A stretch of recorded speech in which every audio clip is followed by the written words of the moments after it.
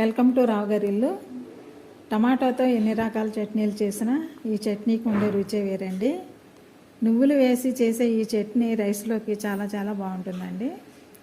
కూరలు బోరు కొట్టి కారంగా తినాలనిపించినప్పుడు ఈ పచ్చడి ట్రై చేయండి. రండి, ఈ టేస్టీ చట్నీ ఎలా చేయాలో చూపిస్తాను. చూడండి, చట్నీ కోసం 4 మీడియం సైజ్ టమాటాలు ఇలా ముక్కలుగా కట్ చేసుకోవాలి. 2 టేబుల్ స్పూన్ల నువ్వులు, 9 పచ్చిమిర్చి, 1/2 టీ స్పూన్ జీలకర్ర, రుచికి సరిపడా ఉప్పు, 4 వెల్లుల్లి రబ్బలు తీసుకోవాలి. చిన్న చింతపండు రబ్బ కూడా తీసుకోవాలండి. అది మిక్సీ పట్టేటప్పుడు చూపిస్తాను. ముందుగా స్టవ్ మీద పాన్ పెట్టి నువ్వులు ఫ్రై చేసుకోవాలి. మంట సిమ్లో పెట్టి వేయించండి. నువ్వులు దోరగా వేగాలి.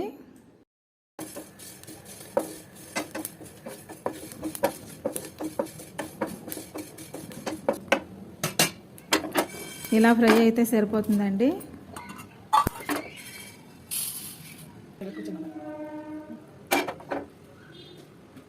ఇప్పుడు ఇదే పాన్లో టేబుల్ స్పూన్ నూనె వేసి జీలకర్ర, పచ్చిమిర్చి వేసి 1/2 నిమిషం ఫ్రై చేయాలి.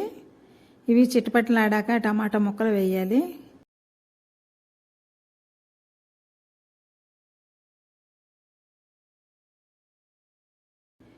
ఉప్పు కూడా ఇప్పుడే వేయాలండి. ఇప్పుడు సన్నని మంటపై టమాటా ముక్కలను 5 నిమిషాలు మగ్గించుకోవాలి. మూత పెట్టేస్తే టమాటాలు బాగా మగ్గుతాయండి.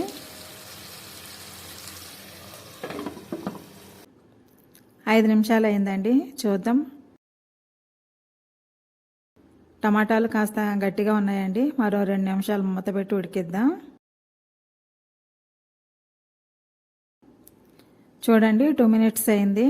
టమాటా ముక్కలు బాగా మగ్గిపోయాయండి. స్టవ్ కట్టేసి ముక్కలను బాగా చల్లారనివ్వాలి. టమాటా ఉడికించేటప్పుడు కొద్దిగా చింతపండు కూడా వేయాలండి, నేను మర్చిపోయాను. ఇక రుబ్బేటప్పుడే వేస్తాను.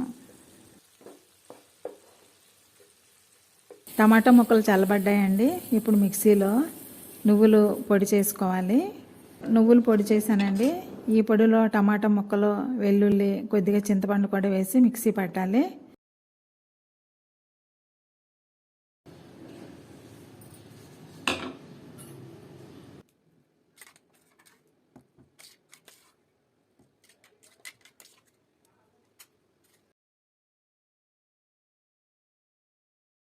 చూడండి, ఇప్పుడు చట్నీకి పోపు వేద్దాం.